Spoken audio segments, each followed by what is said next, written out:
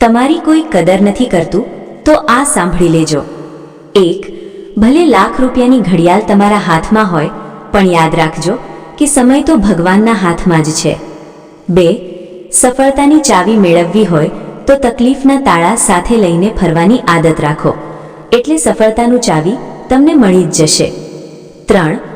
ગઈકાલની ખરાબ કે નબળી સ્મૃતિને ઊંચકીને જીવશો તો આજનો દિવસ બોજારૂપ જ લાગશે, કારણ કે જતું રહ્યું છે તે પાછું નથી આવવાનું, પણ એમાંથી શીખવું જરૂર જોઈએ। 4.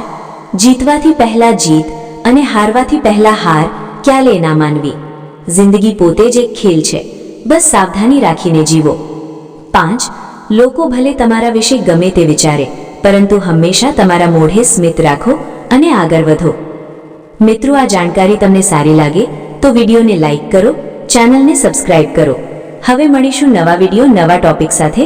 ત્યાં સુધી જય શ્રી કૃષ્ણ, રાધે રાધે, હર હર મહાદેવ।